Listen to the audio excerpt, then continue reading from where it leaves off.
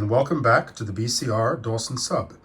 This update will cover work undertaken during November and December of 2022, during which I have been working to complete the little section of layout which will carry the Fort St. John extension through the wall. Now this section will be visible once the layout is completed, so it needs some finishing work, and I spent much of this time experimenting with methods on how to paint and weather track, ballasting, and adding scenery. I have not done a lot of this type of work before, so I wanted to spend some time just experimenting to see what would work best. This is the opening in the wall seen from the layout room side. A vertical slot was cut to allow for the passage of various bus wires beneath the layout section. And this is the opening from the bedroom side, where a similar slot for the bus wires has been cut.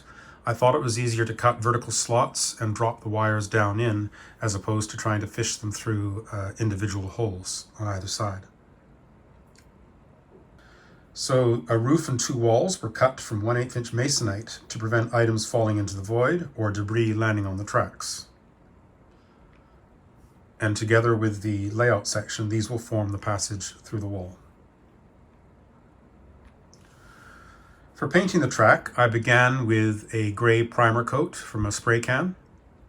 This was followed by an airbrush coat of Flocal Railroad Tie Brown.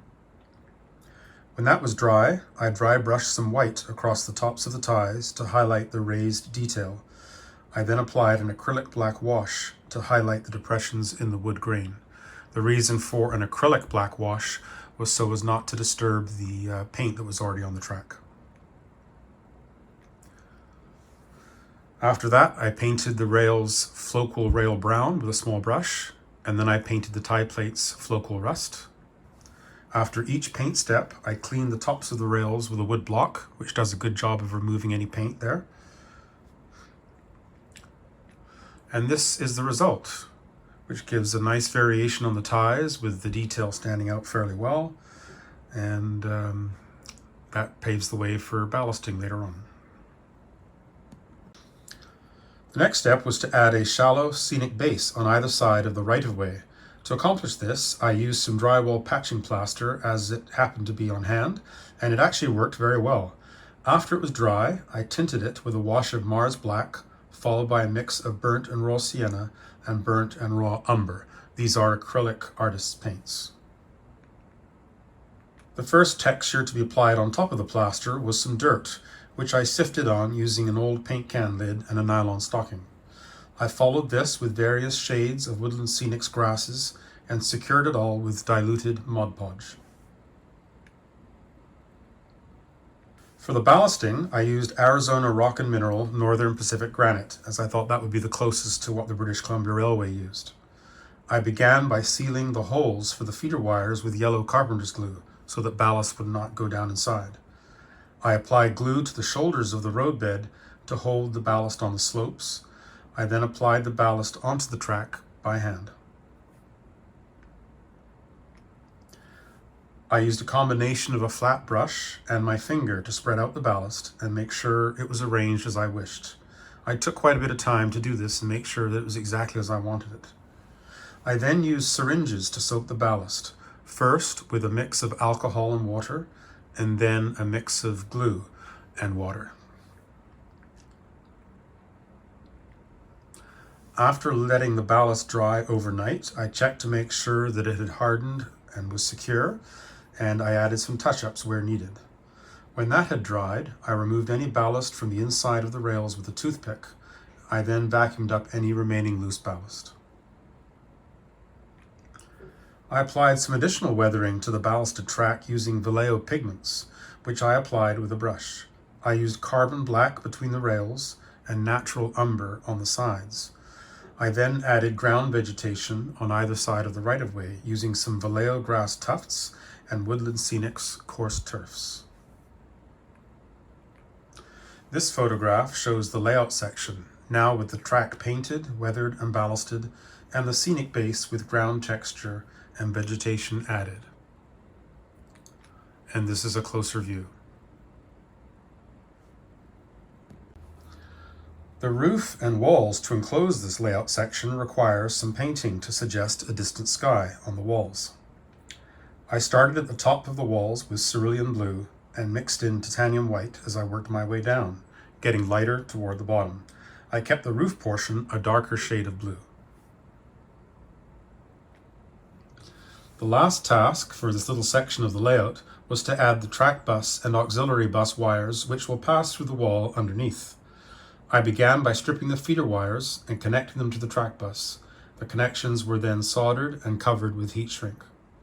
The auxiliary bus did not require any electrical connections to this section of layout, but I wanted to secure it underneath to avoid potentially losing it down inside the wall. With the layout section sitting inside the wall, the wiring connections for the auxiliary bus and track bus wires were tested. Here you can see them emerging from the wall and plugging into the terminal block, which is underneath the shelf for the Fort St. John extension. And with all that, it was finally time to install permanently the sections for the Fort St. John extension and make the necessary rail and wiring connections. This is the view from the layout room side. You can see the track above, and you can see the data bus, the auxiliary bus, and the track wire bus below, all of which pass underneath through the wall. And this is the view from the bedroom side. You can see the DCC command bus, the auxiliary bus, and the track bus wires coming out underneath the layout section, and they're ready for connection to the new sections for Septimus. And here is a view of the completed section in the wall with the train that has just come to the current end of track. And so here we are. The extension for the Fort St. John subdivision now extends across the rear of the Highway 97 section through the rear backdrop and along the wall with all of the requisite wiring underneath. And it comes to the point where it will pass through the wall into the next room.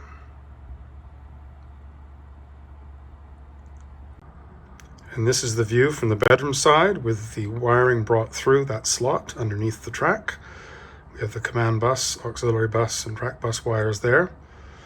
And here's a close-up of what that section that's sitting inside the wall looks like. And this will be visible through an opening in the backdrop for the Septimus sections, which was why I needed to do all that work in there beforehand. And we're now ready to start hanging some bench work on either side of this wall. I would like to thank my friends Kyle and Dan, who helped with some aspects of this month's work. As always, their assistance is greatly appreciated. And I hope that you've enjoyed this layout update. The way is now clear for additional sections of bench work to be hung, so we're hoping that'll be the focus for January. If you have enjoyed this update, please consider liking and subscribing to this channel. I also invite you to visit my website at www.bcrdawsonsub.ca. Thank you for watching, and until next time, peace be with you.